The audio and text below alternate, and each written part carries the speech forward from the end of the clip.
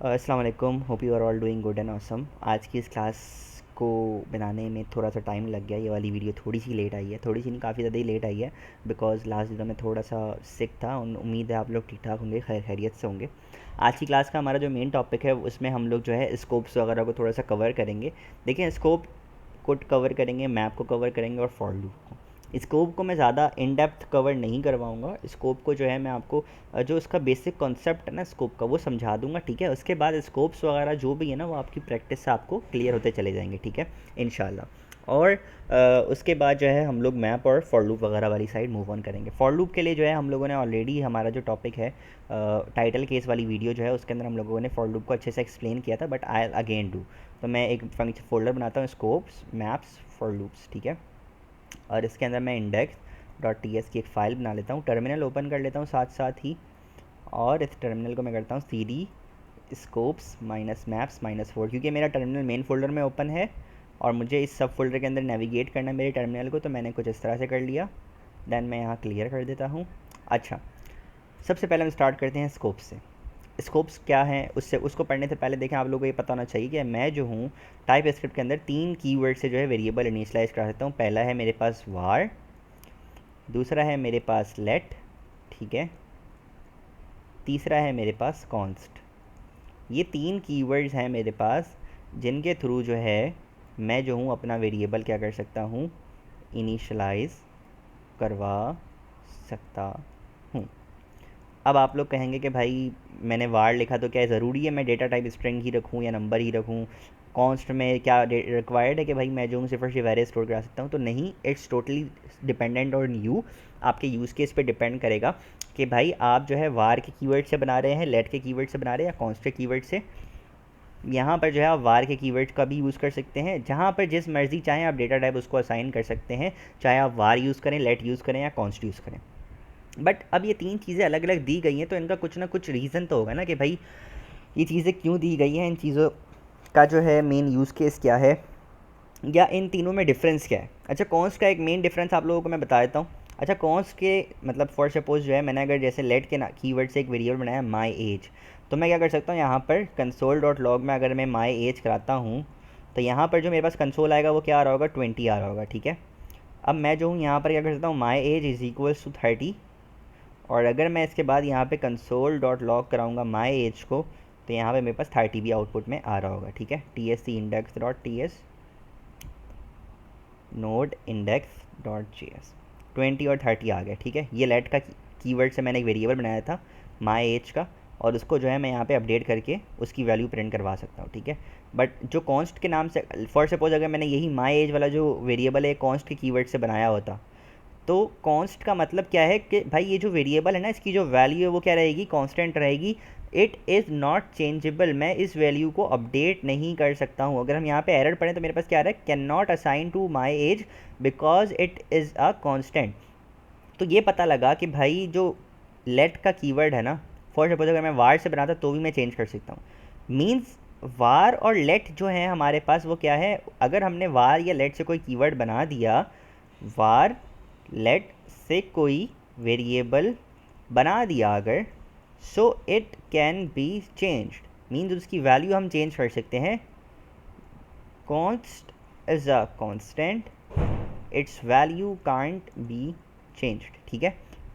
अच्छा, मैं my subjects का zero is equals to HTML, ये मैं कर सकता हूँ, सही। कॉन्स्ट में अगर क्या है मैंने एक एरे बनाया है तो मैं उस एरे के अंदर किसी एलिमेंट को अपडेट कर सकता हूँ, बट मैं उसकी जो टोटल वैल्यू है ना उसको रिप्लेस नहीं कर सकता हूँ। तो ये जो चीज़ है ना, ये वाली जो चीज़ मैंने कराई है अभी जो एरे पे मैंने करके दिखाई है ना, ये चीज़ काफ़ी डीप चले जाती है, ठीक है। हम अभी फ़िलहाल के लिए इस चीज़ पर अब नहीं जाएंगे। ये मैंने बस एक बार एक फॉर एग्जांपल आप लोगों को करके दिखाया है कि आप लोगों को थोड़ा सा इसका आइडिया रहे, ठीक है, कि हम लोग जो है ये क्या है एरे के जो मेथड्स है ना, ये चीज़ क्या है, एक एरे के मेथड्स हैं, या उस एरे को ही जो है मॉडिफाई कराना है, मतलब उस एरे को ही हम मॉडिफाई करा रहे हैं। जो वैल्यू हमने असाइन कर दी ना उस वैल्यू को क्या करा रहे हैं, मॉडिफाई। फॉर एग्जांपल मैं यहाँ पे करता, कॉन्स के कीवर्ड से मैंने ये काम कर दिया ना, तो मतलब मैं my name dot to upper case कर सकता हूँ, ठीक है। मैं क्या कर रहा हूँ, उस चीज़ को क्या कर रहा हूँ, मॉडिफाई कर रहा हूँ। वो तो अलग बात है कि अगर मैं यहाँ पे कंसोल डॉट लॉग में माई नेम करूँगा तो मेरे पास ये फ़हीम ही आएगा, अपर केस में ओके नहीं आएगा, मुझे जो है इस चीज़ को अपर केस करना पड़ेगा, ठीक है, मतलब कंसोल कराना पड़ेगा। तो खैर मतलब ये है कि हम उस एरे को यहाँ पर अगर हमने फॉर सपोज कॉन्स्ट के कीवर्ड से एक एरे बना दिया है, तो हम उस एरे को क्या कर सकते हैं, मॉडिफाई कर सकते हैं, बट टोटली जो है उसको क्या नहीं कर सकते, इस तरह से रिप्लेस नहीं कर सकते, ठीक है। ये एक थोड़ा और डीप कॉन्सेप्ट है, इसको हम बाद में पढ़ेंगे, मैंने अभी इधर फ़िलहाल बस देखने की हद तक आप लोगों को बता दिया है, ठीक हो गया। अच्छा, वार लेट कॉन्स्ट का एक ये मेजर डिफरेंस आप लोगों को मैंने बता दिया कि भाई वार और लेट के कीवर्ड से अगर कोई वेरिएबल बनता है ना, तो वो क्या है आपके पास, आप जो है उसको चेंज कर सकते हो, बट अगर आपने कॉन्स्ट के कीवर्ड से बनाया तो आप उसे चेंज नहीं कर सकते हो, ठीक है। अच्छा, मैं क्या करता हूँ, फंक्शन एक बना लेता हूँ जल्दी जल्दी से, पेरेंट माई नेम। अच्छा, फंक्शन बनाने से पहले भी सबसे पहले स्कोप की बात कर लेते हैं ना। स्कोप की बात में ना एक बाउंड्रीज़ का एक वर्ड है, ठीक है, बाउंड्री या ब्लॉक का एक वर्ड है, ठीक है, उसको समझना थोड़ा सा ज़रूरी है। मैं दो बाउंड्रीज़ को अज्यूम करता हूँ। पहली बाउंड्री है मेरे घर की, सही है, दूसरी बाउंड्री है पड़ोसी के घर की, पड़ोसी के घर की। पड़ोसी का जो घर है ना उसमें दो लोग रहते हैं, one is Maria, second is Ashfaq. अब आप लोग कहेंगे सर ये आपकी ज़बान पे दोनों नाम चढ़े हुए, वो इसलिए है क्योंकि मैंने अभी ही रिसेंटली यही सेम वीडियो को मैं रिकॉर्ड कर रहा था, बट मैंने उसे पॉज कर दिया था, एंड देन अब मैं वापस से री रिकॉर्ड कर रहा हूँ इस वीडियो को टोटली, क्योंकि उसके यहाँ थोड़ी सी चेंजेस मुझे लगी थी ये करनी चाहिए। तो खैर coming back to the point, अब बात यह है कि पड़ोसी के घर के अंदर दो लोग रहते हैं जिनका नाम है मारिया और अशफाक, मतलब उस घर के अंदर दो मेम्बर्स हैं, दो एलिमेंट्स हैं, दो मेम्बर्स कह सकते हैं, ठीक है। फॉर सपोज मैं उनके घर पे जाके आवाज़ मार रहा हूँ Faheem Faheem Faheem, so no one is going to reply, ठीक है। क्यों? क्योंकि वो जो पर्टिकुलर ब्लॉक है, या वो जो पर्टिकुलर ब्लॉक है उसके अंदर सिर्फ और सिर्फ दो लोग पाए जाते हैं जिनका नाम है, एक का नाम है मारिया और एक का नाम है अशफाक, ठीक हो गया। और सेम अगर मैं अपने घर की बात करूँ, फॉर सपोज मेरे घर के अंदर मैं ही पाया जा रहा हूँ फ़हीम, ठीक है, और अगर अब कोई मेरे घर के अंदर आके आवाज़ मार रहा है मारिया मारिया मारिया या Ashfaq Ashfaq Ashfaq, no one is going to respond, ठीक है। तो मतलब ये कि भाई जो भी मतलब इस पर्टिकुलर बाउंड्री के अंदर मेंबर्स मौजूद है ना, वही मुझे पाए जा रहे हैं इस बाउंड्री के अंदर ही। या अगर मुझे पड़ोसी के घर में पड़ोसी को खाना बनाना है तो या तो मारिया खाना बनाएगी या अशफाक खाना बनाएगा, ठीक है। जब तक फ़हीम इनके घर में नहीं होगा तब तक नहीं बना सकता है खाना, फ़हीम को इनके घर में होना पड़ेगा, ठीक है। बिल्कुल एक सिंपल सी सादी सी एग्जांपल दिया। अगर मुझे मेरे घर के अंदर अगर मुझे चाय बनानी तो मैं अशफाक भाई को नहीं बोल सकता कि अशफाक भाई आप चाय बनाओ, क्योंकि घर के अंदर फ़िलहाल के लिए मैं ही मौजूद हूँ ना। मेरे घर के अंदर अशफाक भाई को चाय बनाने के लिए पहले अशफाक भाई को मेरे घर में आना पड़ेगा, ठीक है। अब बाउंड्री के अंदर एक और चीज़ आती है। अब एक बाउंड्री मेरा होल टोटल घर है, ठीक है। अब एक घर की बाउंड्री है जो ग्लोबल बाउंड्री है, ठीक है। घर की बाउंड्री जो है मेरे पास, ये पूरी की पूरी मेरी फाइल जो है वो क्या है, मेरे घर की बाउंड्री है, ठीक है। इसके बाद आती है, अब मैंने किचन की बात कर दी चाय बनाने की, तो अब एक बाउंड्री आएगी किसकी, मेरे किचन की बाउंड्री आएगी, ठीक है। किस चीज़ की बाउंड्री आएगी, मेरे किचन की बाउंड्री आएगी। तो फॉर सपोज़ अगर अशफाक भाई मेरे घर की बाउंड्री में हैं, ठीक है, अशफाक भाई कहाँ हैं, मेरे घर की बाउंड्री में, तो मैं उन्हें सिंपली क्या कह सकता हूँ, अशफाक भाई मेरे किचन में आ जाओ, मेरी किचन की बाउंड्री में भी वो आ सकते हैं। क्या अशफाक भाई कहाँ हैं, अगर तो अशफाक भाई मेरे घर की बाउंड्री में है तो वो मेरी किचन की बाउंड्री में भी आ सकते हैं कि भाई मेरे किचन में आके चाय बना गए, ठीक है। बट अब एक और चीज़ मैं आप लोगों को बताता हूँ। अब एक मेरे घर की बाउंड्री है, ठीक है, एक घर के अंदर मौजूद एक किचन की बाउंड्री है, और एक किचन की बाउंड्री है, और एक और क्या है, एक और रूम की बाउंड्री है, ठीक है। अब फॉर सपोज़ अशफाक भाई क्या है, एक शख्स है जिनको मैंने सिर्फ और सिर्फ किधर बुलाया है, भाई मेरे किचन में इनवाइट किया कि भाई आप बस मेरे किचन में आ जाओ, ठीक है। बस आप आओगे, बस आपको आना है मेरे किचन के अंदर, मतलब आप मेरे घर के अंदर नहीं हो। अशफाक भाई का है मेरे घर में अब नहीं है, अब अशफाक भाई मेरे किचन की बाउंड्री में आ चुके हैं। अब फॉर सपोज़ भाई अशफाक भाई वो प्लेयर हैं, मतलब मैं अगर अपनी बात करूँ भाई, मैं घर की बाउंड्री का हूँ, मैं अपने घर की बाउंड्री में हूँ, मैं अपने घर में कहीं पर भी चाहूँ जा सकता हूँ, ठीक है। मेरी बाउंड्री जो है वो कहाँ की, मेरे घर की है, और अशफाक भाई को मैंने स्पेसिफिकली कहाँ बुलाया हुआ है, किचन की बाउंड्री में बुलाया हुआ है कि भाई बस आप किचन की बाउंड्री में ही रहोगे, मतलब आपको सिर्फ और सिर्फ किचन का ही काम देखना है, ठीक है। अब एक और बाउंड्री है मेरे, मैं यहाँ यहाँ बनाता हूँ, एक घर की बाउंड्री आई, एक किचन की बाउंड्री है। किचन की बाउंड्री में कौन है, अशफाक भाई हैं, ठीक है। और एक मेरे आई रूम की बाउंड्री, ठीक है, उस रूम में कौन है, फैज़ान है, ठीक हो गया। अब होगा क्या, घर की बाउंड्री में कौन है, फ़हीम है, ठीक है। किचन की बाउंड्री में कौन है, अशफाक है। रूम की बाउंड्री में कौन है, फैज़ान है। अब इन दिस सेंस ना फैज़ान अशफाक को जानता है, ना अशफाक जो है वो फैज़ान को जानता है, ठीक है, जब तक मैं इन दोनों को आपस में मिलाऊंगा नहीं, ठीक है। ये दोनों मुझे तो जानते हैं, मतलब मैं एज अ ग्लोबल बाउंड्री में इन दोनों को जानता हूँ कि भाई ये अशफाक है, ये फैज़ान है, बट ये दोनों आपस में एक दूसरे को नहीं जानते हैं। सही है, ये भी एक सिंपल सी एग्जांपल हो चुकी है। अब हम इसकी इम्प्लीमेंटेशन करके देखेंगे कि भाई हर चीज़ की एक बाउंड्री है, ठीक है। मतलब अगर मैं यहाँ पे कोई फंक्शन बना रहा हूँ, फंक्शन, अब टाइपस्क्रिप्ट के अंदर बाउंड्री क्या होती है मैं आप लोगों को दिखाता हूँ ना। फंक्शन माई किचन, मैं कुछ भी नाम रख सकता हूँ ना फंक्शन का। सही है। अब जो किचन की बाउंड्री है वो मेरे पास क्या है इस सेंस के अंदर, ये जो कर्ली ब्रैकेट्स है मेरे पास क्या है, इस किचन की, किचन वाला जो मेरा फंक्शन है उसकी क्या है, बाउंड्री है, ठीक है। और अगर मैं फंक्शन बनाता हूँ माई रूम का, तो उसके अंदर ये जो कर्ली ब्रैकेट्स है ना, ये इस फंक्शन की हमारे पास बाउंड्री है, ठीक है। और जो ग्लोबल मेरे पास घर की बाउंड्री वो क्या है, let my house string is equals to कुछ भी, मैं यहाँ पे कुछ भी कर सकता हूँ, फ़हीम्स होम, ठीक हो गया। मेरे घर की एक, मेरी एक मेन फाइल है, ठीक है, जहाँ पे एक वेरिएबल मैंने बनाया हुआ लेट माई हाउस। अब क्या होगा, अब अगर अशफाक भाई किचन में, तो अशफाक भाई मुझे यहाँ पे बुला सकते, कंसोल डॉट लॉग करा सकते ना, फ़हीम भाई इधर आओ, मतलब फॉर सपोज क्या कर सकते हैं, माई हाउस में क्या है, अल्लाह, मैं यहाँ पे वेरिएबल का नाम थोड़ा सा रिलेटिव रखता हूँ, हाउस ओनर कर देता हूँ, ठीक है। और हाउस ओनर का नाम फ़हीम है।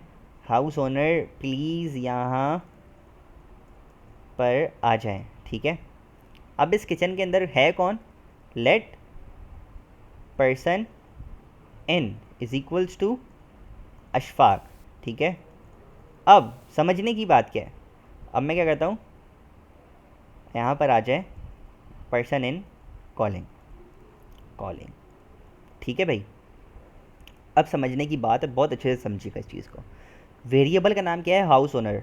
ये वेरिएबल कहाँ रखा है, मेरे इस पूरे हाउस की बाउंड्री, मतलब मेरी एक ग्लोबल बाउंड्री क्या है, ये मेरी, मतलब जिसे कहते हैं ना ग्लोबल बाउंड्री कह लो, या मेरी जो है पेरेंट बाउंड, मतलब ये जो है मेरा बस, मतलब समझे मेरी फ़ाइल का बिल्कुल ही ग्लोबल है, बस ये पूरा मेरा घर है, ठीक है। जो मेरी फ़ाइल है क्या है, पूरा मेरा घर है। उस घर के अंदर एक किचन मौजूद है, किचन के अंदर एक शख्स है जिसका नाम है अशफाक, ठीक हो गया। अब ये जो अशफाक है ना, मतलब हाउस ओनर के पास कैपेबिलिटी है कि वो इस किचन में जा सकता है, ठीक है। मतलब मैंने हाउस ओनर को क्या किया, इस किचन में क्या करा लिया, कॉल करा लिया, हाउस ओनर प्लीज़ यहाँ पर आ जाएं। और पर्सन इनको मैंने यहाँ पर क्या कर लिया, कॉल करा लिया। तो यहाँ पर मेरे पास क्या लिखा आएगा, यहाँ पर मेरे पास आएगा फ़हीम प्लीज़ यहाँ पर आ जाएं, इशफाक कॉलिंग, ठीक है। कुछ इस तरह से मेरे पास लिखा हुआ आ जाएगा। क्या, अब देखें मैं यहाँ पर जो मेरा रूम की जो बाउंड्री है ना, उसके अंदर हाउस ओनर को तो मैं यूज़ कर सकता हूँ, क्योंकि हाउस ओनर मेरे पास कहाँ रखा हुआ है, ग्लोबल पे रखा हुआ है। जबकि ये जो पर्सन बनाया हुआ है मैंने, ये जो मेरा पर्सन बना हुआ है अशफाक भाई जो बने हुए हैं, वो कहाँ बने हुए हैं, इस फंक्शन की बाउंड्री के अंदर, इस फंक्शन के स्कोप के अंदर बने हुए हैं। तो मैं यहाँ पर जो है console dot log person in नहीं कर सकता हूँ, ये मुझे एरर दे देगा। सही है। ये जो वेरिएबल मैंने बनाया था किससे बनाया है, लेट के कीवर्ड से बनाया है। तो पता ये चला कि अगर मैं किसी स्कोप के अंदर, किसी बाउंड्री के अंदर लेट के कीवर्ड से कोई वेरिएबल बना देता हूँ, तो वो मेरे पास क्या बनता है, एक लोकल वेरिएबल बनता है। क्या बनता है, लोकल वेरिएबल। अगर मैंने इसको बाहर बनाया है, ठीक है तो मतलब ये ग्लोबल वेरिएबल ही, क्योंकि मैंने इसे किसी बाउंड्री के अंदर नहीं बनाया ना। लेकिन जो लेट के कीवर्ड से जो मेरे पास मतलब वेरिएबल बनता है ना, उसका स्कोप क्या होता है, वो एक ब्लॉक स्कोप वेरिएबल होता है। क्या होता है, ब्लॉक्ड स्कोप वेरिएबल होता है, ब्लॉक स्कोप वेरिएबल, ठीक है। मतलब यहाँ जो मैंने पर्सन इन बनाया है, ये मेरे पास क्या है, एक ब्लॉक स्कोप है, मतलब इसका स्कोप ब्लॉक है। अगर मैं इसे मतलब किसी ब्लॉक के अंदर बनाया गया है, इस फंक्शन को कहाँ बनाया मैंने, एक ब्लॉक के अंदर बनाया ना, इस बाउंड्री के अंदर, तो मैं इस वेरिएबल को, जो पर्सन इन का वेरिएबल है, इसको इस बाउंड्री में ही एक्सेस कर सकता हूँ सिर्फ और सिर्फ, ठीक है। मतलब ये टोटल बाउंड्री है, ठीक है। मैं यहाँ पे चाहूँ, मैं यहाँ पे एक नया पर्सन इन कर सकता हूँ, let person in string is equals to Faizan. अब जब मैंने इस बाउंड्री के अंदर भी, मेरे रूम की बाउंड्री के अंदर भी एक पर्सन इन नाम का वेरिएबल बना दिया है, तो मैं उसको यहाँ पे यूज़ कर सकता हूँ, ठीक है। क्या मैं यहाँ पे इस तरह कर सकता हूँ, let house owner is equals to Faizan, बिल्कुल कर सकता हूँ। क्यों, क्योंकि जो है यहाँ पर ये इस फंक्शन का अपना स्कोप है, अपनी बाउंड्री है। मैं जो चाहूँ इस बाउंड्री के अंदर, मेरी मर्ज़ी है, मैं जो चाहूँ वो कर सकता हूँ, ठीक है। अब मैं यहाँ पे अगर वार के कीवर्ड से कोई वेरिएबल बनाता हूँ, तो भी मैं ये काम कर सकता हूँ, ठीक है। अब इससे हुआ क्या, अब हम जो है ना थोड़ा सा इसको देखते हैं होगा क्या।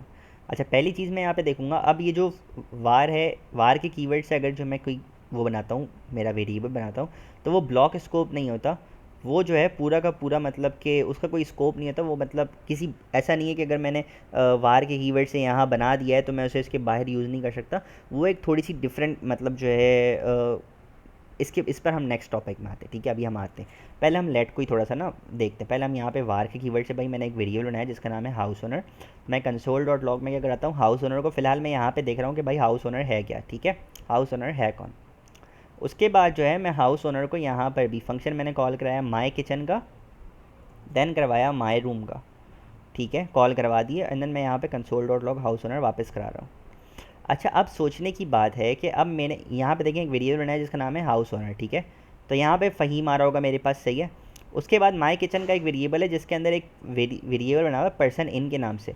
अब ये जो पर्सन इन बना है वो इस बाउंड्री के अंदर स्पेसिफिकली बना है, और यहाँ जो पर्सन इन बना है वो इस बाउंड्री के अंदर बना है। तो इन दोनों का जो आपस में कॉन्टैक्ट है वो बिल्कुल भी नहीं है। वो अपने अपने ब्लॉक के अंदर ही वो यूज़ होंगे, और अपने ब्लॉक के बाहर जो हैं वो लोग एक्सेसिबल नहीं हैं, बिल्कुल भी एक्सेसिबल नहीं है, ठीक है, क्योंकि ये ब्लॉक स्कोप वेरिएबल है। मतलब लेट के कीवर्ड से या कॉन्स्ट के कीवर्ड से जो भी मैं अगर वेरिएबल बनाता हूँ तो वो मेरे पास क्या होते हैं, ब्लॉक स्कोप होते हैं। वो मेरे पास अपने ब्लॉक से बाहर एक्सेसिबल नहीं हो सकते, ठीक है, कभी भी नहीं होंगे। अगर मैं लेट या कॉन्स्ट के कीवर्ड से कोई भी वेरिएबल किसी ब्लॉक के अंदर बना रहा हूँ तो वो उस मतलब उस ब्लॉक के बाहर मेरे पास एक्सेसिबल नहीं होंगे, ठीक है, हो गया। माई किचन वाला फंक्शन एग्जीक्यूट हो रहा है तो मेरे पास ये लिखा हुआ आ जाएगा हाउस ओनर क्या है मेरे पास, फ़हीम है, फ़हीम प्लीज़ यहाँ पर आ जाएँ, पर्सन इन कॉलिंग, ठीक है। मैं सेम चीज़ यहाँ पर भी कर देता हूँ और इन दोनों को चीज़ों को हटा देता हूँ। अब यहाँ पर जो देखने की बात ये कि जब माई रूम वाला फंक्शन कॉल होगा, सही है, तो उसने क्या किया, उसने जो है ये फंक्शन चलाया, ये जो बाउंड्री थी वो एग्जीक्यूट की। इस बाउंड्री के अंदर इसे क्या मिल गया, एक हाउस ओनर नाम का वेरिएबल मिल गया जिसका नाम था, जिसके अंदर क्या स्टोर हुआ था, फैज़ान स्टोर हुआ था। अब उसने क्या किया, अब उसने ये जो हाउस ओनर है ना, वो ये वाला हाउस ओनर पिक नहीं किया, ठीक है, वो इसने ये वाला हाउस ओनर एज्यूम नहीं किया। उसने हाउस ओनर जो था वो वाली वैल्यू जो नियरेस्ट वैल्यू थी उसकी, वो वाली वैल्यू जो है उसने पिक कर ली है। अब एक और चीज़, अब इस फंक्शन के अंदर समझिए एक और वेरिएबल बना हुआ है, if house owner is triple is equals to Faheem. मैं एक कंडीशन लगा रहा हूँ कि भाई अगर हाउस ओनर फ़हीम है तो यहाँ पे एक वेरिएबल बना दो जिसका नाम होगा let house owner string is equals to sir Faheem. अब मज़े की बात, अब ये एक बाउंड्री बनी हुई है, ठीक है, इस बाउंड्री के अंदर भी एक और बाउंड्री बनी हुई है, ठीक है। बट अगर हम एक चीज़ नोट करें तो ये जो हाउस ओनर है ये मेरे पास क्या लिखा हुआ है, हाफ लाइटर है। क्यों, क्योंकि जो है इस बाउंड्री के अंदर अगर मैं चाहूँ, मैंने जो ये हाउस ओनर बनाया है ये कहाँ बनाया है, ये इस इफ़ वाली बाउंड्री के अंदर बनाया है। तो अगर मैं देखूँ ये जो हाउस ओनर जो मेरे पास अभी लेगा ना, ये वाला जो हाउस ओनर मेरे पास यूज़ करेगा, वो मेरे पास ये वाला हाउस ओनर यूज़ करेगा जो वैल्यू जिसकी क्या है, फैज़ान है, ठीक हो गया। अगर तो यहाँ पर फॉर सपोज़ ऐसे होता, अब ये क्या कौन सा हाउस ओनर यूज़ करता, ये जो है मेरे पास ये फ़हीम वाला जो हाउस ओनर है वो यूज़ कर लेता। क्यों, क्योंकि देखिए मैंने जो यहाँ पे वेरिएबल बनाया है वो किस कीवर्ड से बनाया है, लेट के कीवर्ड से। लेट का कीवर्ड जो है हमेशा क्या होता है, ब्लॉक स्कोप होता है। मतलब अगर मैं यहाँ पे कंसोल डॉट लॉग इस इफ के अंदर हाउस ओनर को कंसोल कराऊंगा, अब मेरे पास यहाँ पे सर फ़हीम लिखा हुआ आ जाएगा, इस लाइन पर मेरे पास क्या आएगा, सर फ़हीम आएगा।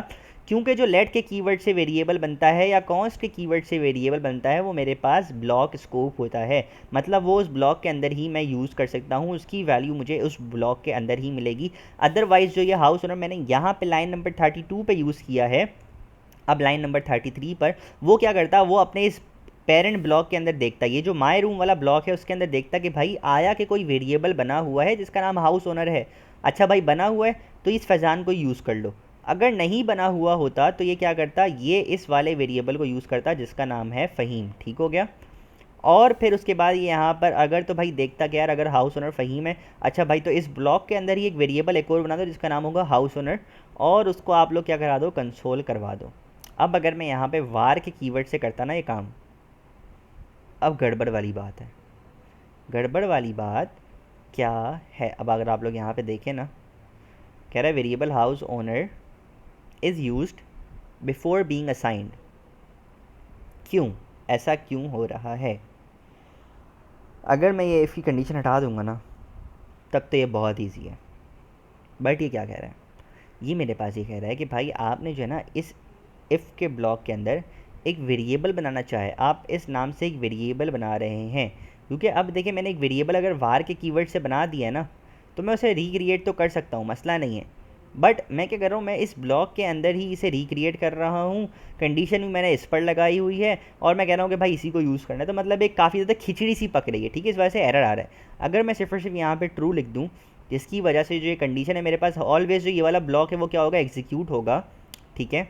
ये वाला ब्लॉक अब मेरे पास क्या हो रहा है, एग्जीक्यूट हो रहा है। अच्छा, इसका काम क्या हो रहा है, ये काम बेसिकली मेरे पास कुछ भी नहीं कर रहा, ये काम मेरे पास कुछ इस तरह का काम कर रहा है, house owner is equals to सरफ़हीम। ये मेरे पास ये वाली जो लाइन अगर मैं वार के मतलब साथ अगर कर रहा हूँ ना, तो ये वाला काम जो है ना बस मेरे पास ये हो रहा है। फॉर एग्जांपल अगर मैं आप लोगों को यहाँ पे बताऊँ, जैसे मैंने एक वेरिएबल बनाया था लेट माई एज का, ठीक है, तो मैं यहाँ पे एक और वेरिएबल नहीं बना सकता, let my age number is equals to 50। Simply सा मुझे एरर दे देगा, बोलेगा can not redeclare block scope variable my age. कह रहा है भाई ये ब्लॉक स्कोप वेरिएबल है, ये जो लेट वाला वेरिएबल है क्या है, ब्लॉक स्कोप है, और इसको आप री डिक्लेयर नहीं कर सकते। जबकि अगर मैं सेम काम यहाँ पे करता हूँ, var my name string is equals to Faidan, तो ये मुझे पॉसिबिलिटी दे रहा है, ठीक है। और अगर मैं यहाँ पे इस लाइन पे कंसोल डॉट लॉग में माई नेम कराऊंगा ना, तो ये मेरे पास क्या आ रहा होगा, फैज़ान जो है वो मेरे पास यहाँ पे प्रिंट हो रहा होगा। मतलब ये ओवरराइट कर देगा वो पुराने वाले वेरिएबल की वैल्यू को, ठीक है। तो वो जिस नीचे जो काम हो रहा था वो सिंपली कुछ इसी तरह का हो रहा था। मैं सबका सब रिवर्ट करूँगा, ठीक है, and we will come back our to the मतलब इस ब्लॉक स्कोप वाले कोड को ही हम देखेंगे। तो खैर से ये जो हाउस ओनर मेरे पास अब यूज़ हो रहा है, क्योंकि इसके पेरेंट ब्लॉक के अंदर कोई ऐसा हाउस ओनर नाम का वेरिएबल बना हुआ नहीं है, तो ये जो है मेरे पास ये फ़हीम वाला जो वेरिएबल है वो यूज़ कर लेगा। मैं इसको चाहूँ तो लेट के कीवर्ड से भी बना सकता हूँ, कोई ऐसे मसले वाली बात नहीं है, ठीक है। देखेगा कि भाई अगर हाउस ओनर जो है वो अगर फ़हीम के बराबर है, तो एक और वेरिएबल बना देगा जिसका नाम होगा क्या होगा, ना हाउस ओनर नाम होगा, और उसकी वैल्यू होगी मेरे पास सरफ़हीम। तो अकॉर्डिंग टू दी कोड पहले मेरे पास चलेगा भाई ये वाला कंसोल आएगा, क्योंकि माई किचन वाला फंक्शन एग्जीक्यूट हो रहा है, ठीक है।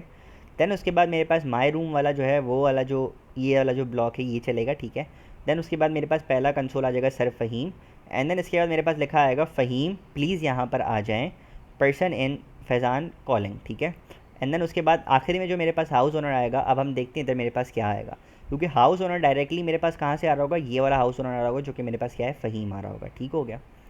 देखिए ये सारी ब्लॉक्स वाली जो कहानी है ना, ये सारी की सारी आपको प्रैक्टिस करके आएंगी कि भाई किस ब्लॉक में कौन सा वेरिएबल। देखिए पहला वाला मेरे पास फ़हीम आया, एंड वाला फ़हीम आया, बिल्कुल सही आया, क्योंकि पहला वाला ये हाउस ओनर था, लास्ट वाला जो था वो ये हाउस ओनर था, बीच में जो है मेरे पास क्या आया, फ़हीम यहाँ पर आ जाए, अशफाक कॉलिंग, ये वाला चल गया।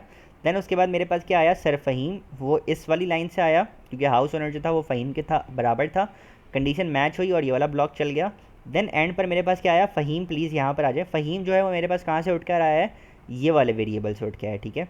अब इसका स्कोप क्या हुआ मेरे पास, ये वेरिएबल तो ग्लोबल है क्योंकि मैंने इसे मेन फाइल के अंदर ही बनाया हुआ है, किसी ब्लॉक के अंदर नहीं बनाया, बट जो इसका स्कोप है वो हमेशा से क्या रहेगा, ब्लॉक स्कोप रहेगा, ठीक हो गया। तो हमने जो है ना काफ़ी सारी चीज़ें स्कोप को लेके सीख ली हैं कि भाई अगर तो मतलब हमने किसी स्कोप के अंदर मतलब किसी ब्लॉक के अंदर किसी वेरिएबल को लेट या वार के कीवर्ड से, लेट या कॉन्स्ट के कीवर्ड से इनिशियलाइज कराया है, तो हम उस वेरिएबल को जो है उस ही चीज़ के अंदर यूज़ कर सकते हैं, मतलब उस ही ब्लॉक के अंदर यूज़ कर सकते हैं। बट ये वार के साथ ये वाली सिचुएशन नहीं रहती है। जैसे मैं आप लोगों को वार की एक एग्जांपल देता हूँ। फॉर सपोज़ मैं कहता हूँ if house owner triple is equals to Faheem, तो एक वेरिएबल इनिशियलाइज कराओ, var nick name is equals to sir Faheem. मैंने एक वेरिएबल बनाया निक नेम के नाम से, अब इसकी टाइप मैंने क्या रख दी, स्ट्रिंग, ठीक है।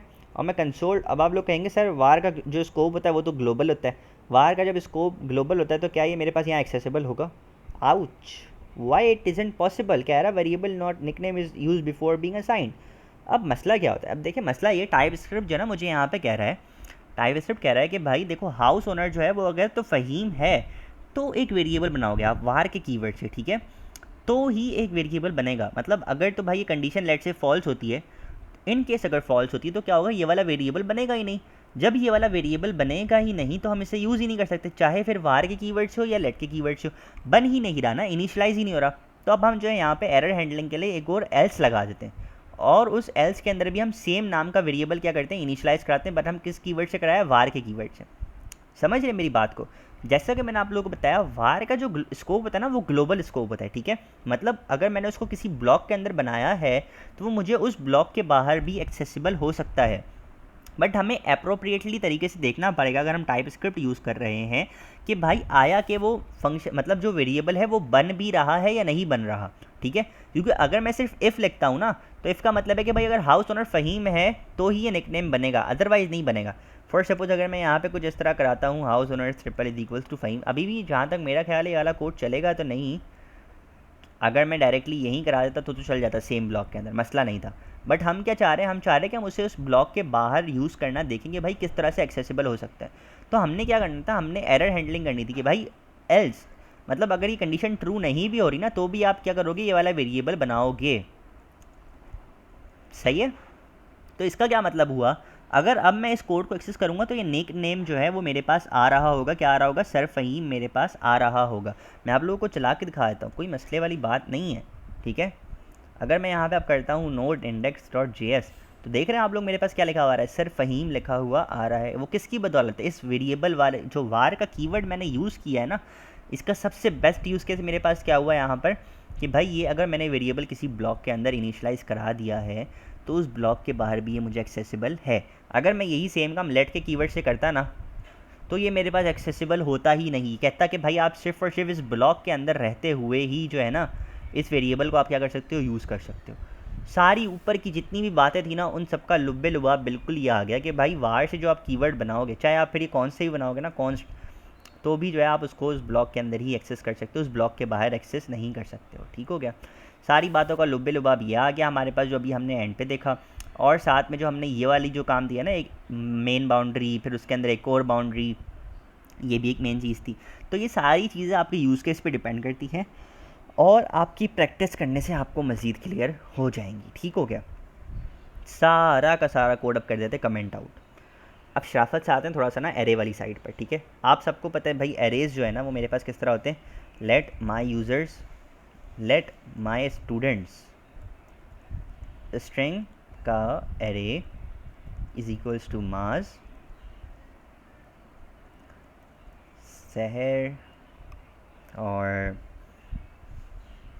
साथ में अरीबा एंड हम यहाँ पे कर सकते हैं Saad, Hasan, Ayesha and many more, सही है। काफ़ी सारे स्टूडेंट्स, अब सबके नाम तो यहाँ लिख नहीं सकता। अब हुआ कुछ ये कि समझे फॉर एग्जांपल जो है मेरे स्टूडेंट कितने भाई, मैंने यहाँ पे कितने स्टूडेंट स्टोर किए हैं, 1 2 3 4 5 6, सही है। अब हमारे पास क्या सिनेरियो है, यूज़ केस क्या है भाई, फॉर सपोज़ मेरी एक वेबसाइट बनी हुई है, उस वेबसाइट पे यूज़र आता है, साइन अप करता है। फॉर सपोज़ मेरी वेबसाइट पे कितने यूज़र्स हैं, 100 यूज़र्स हैं, कितने 100 यूज़र्स हैं मेरी वेबसाइट पर, ठीक है। अब उनका सारा का सारा डेटा कहाँ पे स्टोर हुआ है, डेटाबेस में स्टोर हुआ है, ठीक है। अब जब वो डेटा हमारे पास डेटाबेस में स्टोर हुआ है ना, तो वो डेटा की जो लेंथ है, मतलब वो कितने एरे के अंदर कितने एलिमेंट्स हैं वो मुझे नहीं पता, ठीक हो गया।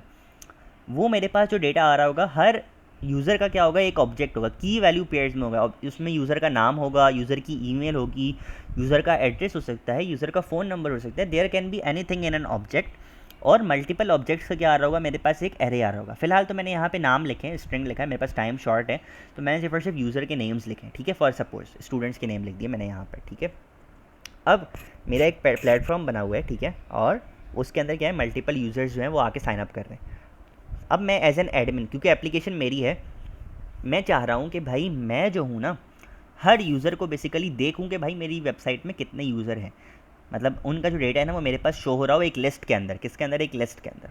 अच्छा पहले क्या होता था, हमने देखा था कि भाई हम जो है ना एरे के अंदर अगर हमें एक एक एलिमेंट्स को एक्सेस करना तो हम किस तरह से एक्सेस करते थे, कंसोल डॉट लॉग एरे का नाम और वी देयर इंडेक्स, मतलब ये जो था काम मैं एक्सेस करा था ना वो किसके थ्रू करा था, जैसे यहाँ पे मैंने 0 लिख दिया, ये शहर जो है वो मेरे पास 1 इंडेक्स पर है, ठीक है। अरीबा जो है वो 2 इंडेक्स पर है, मतलब इस तरह से, ठीक है। सात जो है वो मेरे पास 3rd इंडेक्स पर है, 4 इंडेक्स पर है, 5 इंडेक्स पर, इस तरह से, ठीक है। पहले हम इस तरह काम करते थे, बट अब क्या हुआ, अब यहाँ पर जो है मुझे लेंथ पता है ना कि भाई मेरे इतने एलिमेंट्स होंगे, मुझे पता है एरे के अंदर इतने एलिमेंट्स हैं, बट मुझे मेरी वेबसाइट पे नहीं पता टोटल कितने यूज़र्स हैं। कभी 100 हो सकते हैं, किसी और ने साइनअप किया तो 101 हो सकते हैं, किसी ने साइनअप किया तो 102 हो सकते हैं, there can be any limit, ठीक है। मैं इसको फिलहाल यहाँ पे क्लियर कर रहा हूँ ताकि आप लोगों का माइंड डाइवर्ट ना हो। लेकिन अब मुझे जो है वो सबका एक एक का डेटा लेकर आना है। अब हमने तो वे पढ़ा था कि भाई इंडेक्स के थ्रू ही जो है हम डेटा ला सकते हैं, बट हमें क्या करना है, हमें तो इंडेक्स के थ्रू लाना ही नहीं है। लेंथ जो है हमारे पास क्या है, अननोन है। तो हमें जो है ना, हमें जो है बेसिकली जावास्क्रिप्ट ने एक बना बनाया मेथड प्रोवाइड कर दिया। कौन सा मेथड है, उसका नाम है डॉट मैप, ठीक है। डॉट मैप का एक आपको मेथड प्रोवाइड कर दिया गया। अब मेथड जो है ना, जब भी मेथड आपको यूज़ करना है तो आप क्या करेंगे, राउंड ब्रैकेट्स लगा देंगे। ये वाले राउंड ब्रैकेट्स किसके हो गए, आपके मेथड के हो गए। अच्छा, कह रहा है भाई आप जो है ना मुझे पैरामीटर में क्या पास करो, एक कॉल बैक फंक्शन पास कर दो। क्या कर दो, एक call back function. Call back function को हम बाद में देखेंगे, बट हम यहाँ पे समझते हैं कि भाई एक फंक्शन मुझे क्या करना है, पास करना है, ठीक है। उस फंक्शन का मुझे कोई नाम नहीं देना है। क्या नहीं करना, उस फंक्शन का कोई नाम नहीं देना। क्यों, चूँकि ये फंक्शन जो है, अगर मतलब अगर मैंने समझे, मैं फंक्शन का नाम हम क्यों देते हैं, फंक्शन का नाम हम इसलिए देते हैं ताकि हम उस फंक्शन को क्या करा सकें, कॉल करा सकें। लेकिन इस केस के अंदर, ये जो मैप के अंदर जो मैं फंक्शन पास कर रहा हूँ ना, उससे मुझे कॉल नहीं कराना। उससे ये जो डॉट मैप वाला सिनेरियो है ना, ये खुद ही कॉल करा रहा है, ऑटोमेटिकली कॉल करा रहा है। तो मुझे नेम देने की ज़रूरत ही नहीं है। मैं क्यों नेम दूँ बिला फजूल का, मुझे नेम रखना ही नहीं है उस फंक्शन का, ठीक है। अच्छा जी, मैंने उस फंक्शन का कोई नेम नहीं रखा, बस मैप के अंदर जो है मैंने एक फ़ंक्शन बना दिया विदाउट इट्स नेम। अब मुझे जो है इस फंक्शन के भी पैरामीटर के अंदर दो चीज़ें मिलती हैं। पहली चीज़ होगी मेरी वैल्यू, और दूसरी चीज़ होगी मेरे पास क्या होगी, इंडेक्स। वैल्यू क्या है, वैल्यू मेरे पास उस एरे का एक एक एलिमेंट जो है वो मेरे पास कहाँ आ रहा होगा, इस वैल्यू के अंदर आ रहा होगा। ये जो एलिमेंट है वो मेरे पास कहाँ आ रहा होगा, वैल्यू के अंदर। चाहे ये कोई स्ट्रिंग हो, चाहे ये कोई नंबर हो, चाहे ये कोई ऑब्जेक्ट हो मेरे पास, ठीक है, चाहे ये कोई मेरे पास ऑब्जेक्ट हो। That is the simple use case. Map जो है मेरे पास क्या कर रहा है, उस एरे पे जो है आइट्रेशन परफॉर्म करा रहा है, और उसके एक एक एलिमेंट को पिक करके मुझे कहाँ ला के दे रहा है, इस वैल्यू के अंदर। इस वैल्यू की जगह मैं वी भी लिख सकता था, ए बी सी भी लिख सकता था, जो नाम चाहूँ मैं लिख सकता था, आई एम फ्री। इस इंडेक्स की जगह पे भी मैं आई लिख सकता था, इंडेक्स लिख सकता था, वाई भी लिख सकता था, बट मैंने मीनिंगफुल नेम लिखे वैल्यू और इंडेक्स, ताकि हम आइडेंटिफाई कर सकते हैं। अब वैल्यू के अंदर मेरे पास क्या आ रहा होगा, ये एक एक एलिमेंट उठकर मेरे पास क्या आ रहा होगा, उठकर आ रहा होगा, ठीक है। और साथ में मेरे पास क्या है, इंडेक्स आ रहा होगा। इंडेक्स क्या है, अगर मेरे पास मास आ रहा है तो मास का इंडेक्स क्या है, 0। तो ये इंडेक्स हमेशा मेरे पास 0 1 2 3 4 5 इस तरह से आ रहे होंगे। अब मैं कंसोल कराता हूँ किस चीज़ को, कंसोल डॉट लॉग वैल्यू, ठीक हो गया। तो T S C index dot T S node index dot J S. आप लोगों ने देखा कि मेरे पास क्या आ गया, एक एक करके नाम लिखा हुआ आ गया, ठीक है। सिंपल सा काम मेरे पास हो गया, मुझे तो कोई मसला ही नहीं था, मेरे पास तो सब ठीक था। बट अब मसला क्या है, अब जो मेन चीज़ आती है ना, देखें अब मेन चीज़ ये है कि जो हमारी, मैंने आप लोगों को वेबसाइट की एग्जांपल दी थी। अब वेबसाइट के अंदर आप क्या कर रहे हो, तो आपको देखें एक लिस्ट शो हो रही होती है, ठीक है। उस डेटा को यूटिलाइज़ करते हुए, जैसे यूज़र का अगर एक ऑब्जेक्ट है, तो आपके पास क्या हो रहा है कि यार मेरे पास जो है ना, बेसिकली अगर उस यूज़र का एक ऑब्जेक्ट है, तो उस लिस्ट के अंदर मतलब क्या हो रहा है, एक यूज़र का पूरा डिज़ाइन बना हुआ आ रहा होता है ना। डिज़ाइन इन व्हाट सेंस के भाई, इस साइड पे एक इमेज आ रही है, फिर उसके बाद यूज़र का नेम आ रहा है। अब मैं वो वेबसाइट खोल नहीं सकता फ़िलहाल मेरा, क्योंकि VS कोड ही यहाँ पे ओपन होता है। मैं चाहूँ तो कभी नेक्स्ट क्लासेस में इंशाल्लाह हम देखेंगे। फॉर सपोज एक टेबल बना हुआ है, उस टेबल के अंदर लेफ्ट साइड पे इमेज आ रही है, एक यूज़र नेम आ रहा है, और राइट साइड पे क्या आ रहा है मेरे पास, उसका फ़ोन नंबर आ रहा है, ठीक है। तो अब क्या हुआ मेरे पास, अब मेरे पास ये हुआ कि यार मैप ने मेरे पास कितना काम किया, मैप ने मेरे पास सिर्फ और सिर्फ यहाँ पे कंसोल की हद तक मेरे पास यहाँ पे काम कर दिया, ठीक है। बट मुझे क्या करना है, मुझे जो है यहाँ से मैप के अंदर जो है इस वैल्यू को पिक करना है, ये जो ऑब्जेक्ट मेरे पास आ रहा है इसको पिक करना है, और इस पर कोई ऑपरेशन परफॉर्म कराना है, कुछ ना कुछ इस तरह का टास्क परफॉर्म कराना है कि वो एक लिस्ट की फॉर्म में आ जाए, ठीक है। मतलब वो मेरे पास एक डिज़ाइन की फॉर्म में आ जाए, जो मैं अपनी वेबसाइट पर क्या कर सकूँ, शो कर सकूँ, ठीक है। फॉर एग्जाम्पल, मतलब मैं आपको एक चीज़ बता रहा हूँ। तो अब देखें, आप लोगों को पता है एक फ़ंक्शन में से अगर मुझे कोई चीज़ भिजवानी होती है तो मैं क्या यूज़ करता हूँ, रिटर्न यूज़ करता हूँ। तो मैप में भी कुछ इस तरह होता है। मैप में हम क्या करते हैं, देखिए मैप में हमने एक फ़ंक्शन लिया, क्या लिया, एक फ़ंक्शन आया मैप में मेरे पास, आइट्रेशन परफॉर्म हुई, हर चीज़ मेरे पास, हर एलिमेंट जो है वो कहाँ आ रहा है, इस वैल्यू के अंदर मेरे पास क्या आ रहा है, एक एक एलिमेंट पिक होकर आ रहा है। फिर हम क्या करते हैं, उस वेरिएबल, मतलब ये जो आइट्रेशन परफॉर्म की जो वैल्यू आई है ना मेरे पास, उस वैल्यू को मैं यूटिलाइज़ करता हूँ अपने डिज़ाइन के अकॉर्डिंग, अपने वर्कलोड के अकॉर्डिंग, अपनी लॉजिक के अकॉर्डिंग, ठीक है। एंड देन उस चीज़ को परफॉर्म करके प्रिपेयर कराकर मैं क्या कर देता हूँ, रिटर्न कर देता हूँ। जब मैं उस चीज़ को यहाँ से रिटर्न करता हूँ, तो वो चीज़ मेरी वेबसाइट पे क्या हो जाती है, रिफ्लेक्ट हो जाती है। अब हम अभी वेबसाइट वाले केस सिनेरियो के अंदर, ये तो मैंने केस सिनेरियो बताया है, बट फॉर सपोज मैं चाह रहा हूँ कि भाई मैं हर स्टूडेंट के नेम के आगे क्या लिख दूँ, माई फेवरेट स्टूडेंट या दी ग्रेट स्टूडेंट लिख देता हूँ। क्या लिख देता हूँ, नहीं, मैं लिखता हूँ हर स्टूडेंट के आगे स्टूडेंट का नाम, और ये लिख देता हूँ कि भाई student number 1, student number 2, student number 3, या कुछ इस तरह से, ठीक हो गया। अब बात क्या है, अब बात ये है कि यार मैंने तो ये परफॉर्मेशन करा दी ना। पहले मैं क्या करता, पहले जो है मैं करता भाई माई स्टूडेंट्स का 0 is equals to mass number zero mass with index zero, ठीक है। फिर मैं माय स्टूडेंट्स का 1 इंडेक्स पे आता, अपडेट करता शहर विद इंडेक्स ज़ीरो इंडेक्स 1। अब मैं क्या कह रहा हूँ कि यार मैं हर जितने भी एलिमेंट्स हैं ना मतलब इस एरे के अंदर, उन सबको क्या करूँ, अपडेट कर दूँ और उनका जो है ना मतलब टेक्स्ट जो है वो कुछ इस तरह का हो जाए, ठीक है। तो अब मैं क्या करूँगा, अब मैं सिंपली इतना करूँगा, मैं यहाँ से रिटर्न कराऊँगा और मैं एक यहाँ पे स्ट्रिंग बना रहा हूँ, ठीक है। मैं कह रहा हूँ कि भाई ये जो वैल्यू है, अच्छा वैल्यू के अंदर मेरे पास क्या रहा होगा, हर एलिमेंट का नाम आ रहा होगा, ठीक है। मतलब हर एक एक एलिमेंट जो है मेरे पास उठ के आ रहा होगा यहाँ पे, कहाँ पर, वैल्यू पर, वैल्यू विद इंडेक्स। और इंडेक्स में मेरे पास क्या होगा यहाँ पे, अगर मेरे पास मास आ रहा है वैल्यू में तो इंडेक्स क्या होगा, ज़ीरो। शहर आ रहा है अगर मेरे पास यहाँ पे वैल्यू में तो इंडेक्स क्या होगा, वन। अरीबा आ रहा है अगर मेरे पास वैल्यू में तो मेरे पास इंडेक्स क्या होगा, टू। तो ये काम था किसका, मैप का। मैप जो है बेसिकली क्या करता है, रिटर्न करता है और आपको एक न्यू एरे प्रोवाइड करता है। मतलब ये कि यार आपके पास अगर आपके एलिमेंट्स कितने थे, 3 एलिमेंट्स थे, ठीक है। तो आपने 3 मतलब उस एरे पे क्या लगाया, आपने मैप लगाया। मैप लगाने के बाद हर एक एक एलिमेंट पे क्या हुआ, आइट्रेशन परफॉर्म, मतलब उस एरे पे आइट्रेशन परफॉर्म हुई। आइट्रेशन परफॉर्म हुई तो इस वैल्यू के अंदर आपको क्या हुआ, एक एक एलिमेंट उठकर मिला।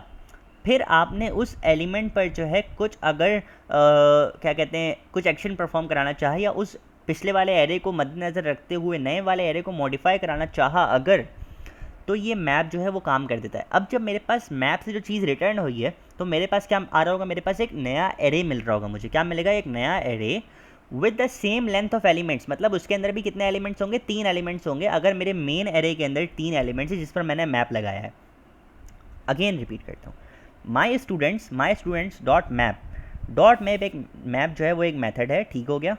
वो जो मेथड है अपने अंदर एक कॉल बैक फंक्शन लेता है। कॉल बैक फंक्शन को हम बाद में पढ़ेंगे, फिलहाल के लिए मैंने क्या किया, एक लोकल फंक्शन बनाया। मतलब मैंने इस मैप के अंदर एक फंक्शन बनाया विदाउट अ नेम। अगर मैं इस पर होवर करूँ तो क्या बोल रहा है, लोकल फंक्शन है, बोल रहा है लोकल फंक्शन है जिसके पैरामीटर के अंदर आपको क्या मिल रहा है, वैल्यू मिल रही है स्ट्रिंग।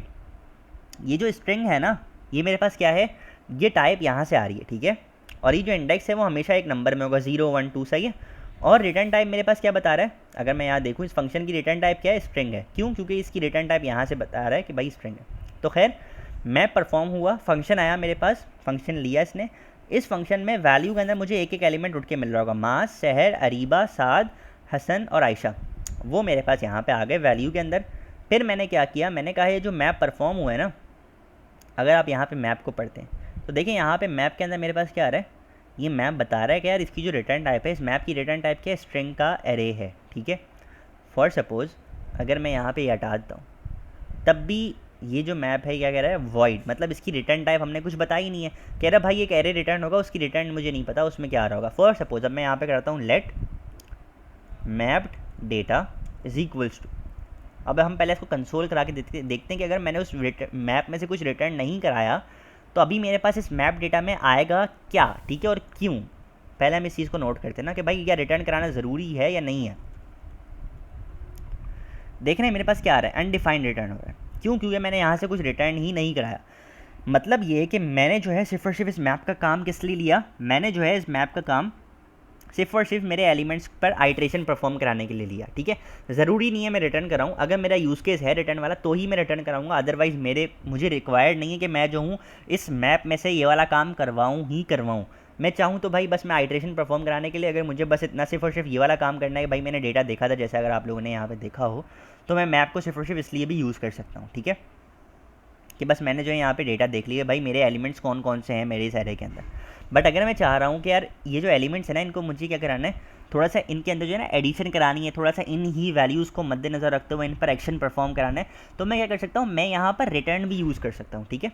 जब मैं रिटर्न करूँगा ना, तो रिटर्न जब मैं करूँगा तो मुझे ज़रूरी है कि भाई मैं इसे जो है एक वेरिएबल के अंदर इस मैप को जो है ना, इस मैप से जो आउटपुट आएगा वो मेरे पास क्या आ रहा है, अगर मैं यहाँ पे दिखाऊँ, मैप से जो रिटर्न आ रहा है वो क्या आ रहा है, एक स्ट्रिंग का एरे रिटर्न हो रहा है, सही है।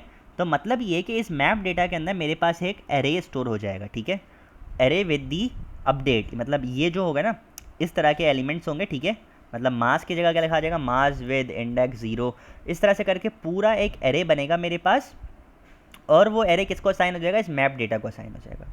और जब मैं यहाँ पे इसे कंसोल करूँगा तो मेरे पास जो है अब क्या आ जाएगा, node index dot J S के अंदर अगर मैं आप लोगों को दिखाऊँ तो ये आप लोग देख सकते हैं मेरे पास ये पूरा एरे जो है एक ट्रांसफॉर्म होकर एक नया एरे जो है मेरे पास आ चुका है, ठीक है। तो मैप के हमने दो काइंड ऑफ यूज़ केस देखे। एक तो भाई सिंपल सा यूज़ केस था कि यार वो जो है ना आइटरेशन परफॉर्म कराने के काम आया मेरे पास। अगर मैं चाह रहा हूँ कि यार मैं अपने एरे के जितने भी एलिमेंट्स हैं उनको एक एक करके देख लूँ, ऑटोमेटिक कुछ तरीका हो कि भाई वो जो एलिमेंट्स हैं वो मुझे दिख जाए, तो वो किसके थ्रू हुआ, मैप के थ्रू ये वाला काम पॉसिबल हो गया। दूसरा मैप का यूज़ केस क्या हुआ कि अगर मैं चाह रहा हूँ कि भाई मैं जो हूँ यहाँ पर रिटर्न यूज़ कर लूँ, ठीक है।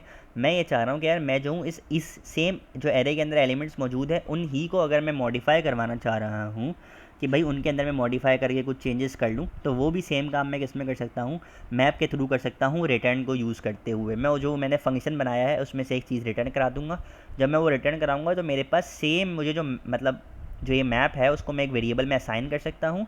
जब मैं उस वेरिएबल में असाइन करूँगा तो मुझे same limit of elements, same length of elements, मतलब इतनी ही एलिमेंट्स वापस मिलेंगे और एक पूरा जो एरे है वो मुझे मिल जाएगा। मतलब मुझे मास भी मिल गया यहाँ पर, मास with index 0, Sahar with index 1, Areeba with index 2, Saad with index 3, Hassan with index 4, Ayesha with index 5। 5 elements थे मेरे इसके अंदर, पाँचों के पाँचों जो है मतलब 6 एलिमेंट्स थे मेरे पास विद 5 इंडेक्सेस। तो वो सारे के सारे जो है मुझे यहाँ पर मिल चुके हैं, ठीक हो गया। देखिए मैप वाली अगेन मैं बात बताऊंगा, पहले मैं देखूँ ये मेरी वीडियो कितने मिनट की हो चुकी है।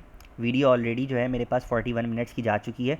मैं फॉर लूप का एक जल्दी से जो है ना कवरेज करा देता हूँ, ठीक है। और क्योंकि वीडियो बहुत लंबी हो चुकी है, फॉर लूप जो है ऑलरेडी मैं पढ़ा चुका हूँ टाइटल केस वाली वीडियो के अंदर, तो आप लोग देख सकते हैं इस चैनल के अंदर ही होगी, दूसरी तीसरी अभी लेटेस्ट वीडियो में ही होगी, तो वो भी आप लोग देख सकते हैं।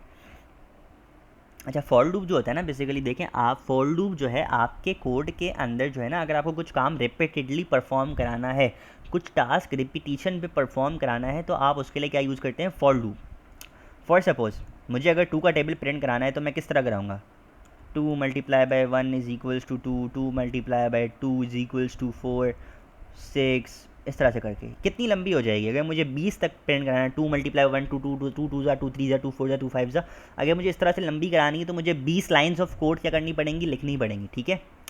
अब इस तरह से हमारी ज़िंदगी को आसान कर दिया किसने, हमारी ज़िंदगी को आसान कर दिया एक फॉर लूप ने। फॉर एग्जाम्पल मैं आप एक वेरिएबल बना रहा हूँ जिसका नाम है लेट टेबल ऑफ नंबर, और इसकी टाइप क्या है नंबर, और मैंने यहाँ पे दे दिया 2, मुझे 2 का टेबल प्रिंट कराना। फॉर एग्जाम्पल मैंने यहाँ पे एक वेरिएबल में स्टोर कर लिया।